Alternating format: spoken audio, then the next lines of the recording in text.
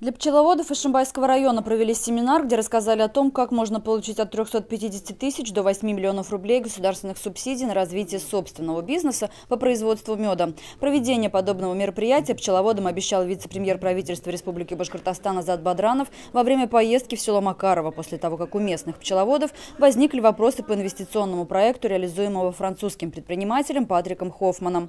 Сельское хозяйство – одна из самых субсидируемых отраслей в России. Об этом ишимбайским пчеловодам рассказала заместитель директора Центра сельскохозяйственного консультирования Республики Башкортостан Альфия Горейшина.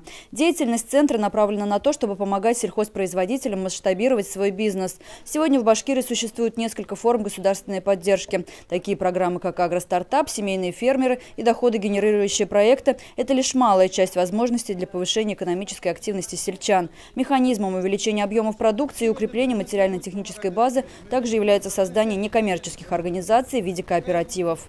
Избыт уже идет через кооператив, а это субъект МСП.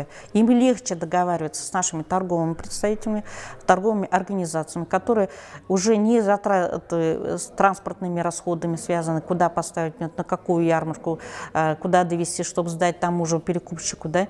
И они уже, соответственно, имеют возможность вот эти затраты переложить на кооператив. И, безусловно, большая выгода для них. А здесь позволяет возможность купить и транспортную технику, купить и пчелосемей, и закупить, допустим, те же крупные трактора. Выездное консультирование пчеловодов Макаровского сельсовета организовано для повышения информированности о возможностях, которые государство готово оказать активным сельхозпроизводителям. Советник Башкирского научно-исследовательского центра по пчеловодству и апитерапии Рустем Резбаев смог ответить на один из самых острых вопросов местных пчеловодов. Сохранить башкирскую пчелу законодательно можно. Опыт уже есть у пчеловодов Иглинского и Янаульского районов. На этих территориях пасечники смогли договориться прежде всего друг с другом и сохранить таким образом популяцию. Местные пчеловоды заявляют о том, что они традиционно работали с этой породой. Мы можем только их всячески в этом поддержать и морально, и, соответственно, и поддержать своими необходимыми консультационными, информационными какими-то советами. Мы можем полностью взять на себя организацию этого процесса по созданию какого-то анклава, именно защищая, где работает только с темно-лесной пчелой, или башкирской, или среднерусской.